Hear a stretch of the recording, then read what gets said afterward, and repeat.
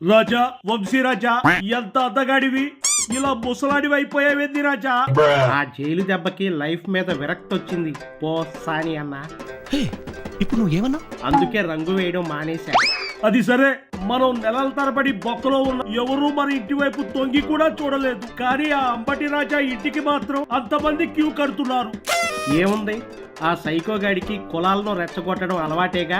అంబటిని అడ్డం పెట్టుకుని కాపుల్ని పవన్ నుండి వేరు చేయాలని ప్లాన్ చేస్తున్నాడు. కానీ కాపు నాయకులందరినీ అంబటి రాజా ఇంటికి పంపి పరామర్శలు చేయిస్తున్నాడుగా, అది వర్కౌట్ అవుతుందంటావా రాజా? అస్సలు అవ్వదు. కాపులే అంబటిని ఆంబూతులా చూస్తారు. పైగా ఆ నోటి దూలతో ఆయన గతంలో కాపులను తిట్టిన తిట్లు ఎవరో మర్చిపోరు.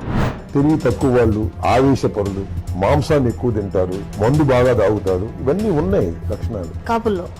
అంటే పవన్ ని దెబ్బ కొట్టడానికే అంబటిని వాడుతున్నారంటావా జగన్ రాజా? Intelligent fellow. అంతే కదా అన్న. నిన్నేమో పవన్ ఫ్యామిలీని తిట్టమన్నాడు, నన్నేమో బాబు గారి ఫ్యామిలీ మీద ఉసికొల్పాడు. కానీ తన సొంత సామాజిక వర్గం వాళ్ళతో మాత్రం ఎవరిని తిట్టించడు, సేఫ్ గా ఉంచుతాడు. నువ్వు, నేను, జోగి, అంబటి ఇలా అందరం ఆ జగన్ నాటకంలో పావులమే, ఆ సైకో దృష్టిలో పెద్ద బకరాలమే. నిజం చెప్పావు రాజా, ఇప్పటికీ నాకు ఆ ఒళ్ళు నొప్పులు అలాగే ఉన్నాయి రాజా. తిప్పి తిప్పి పిప్పి చేశారు. I love you Raja, I love you.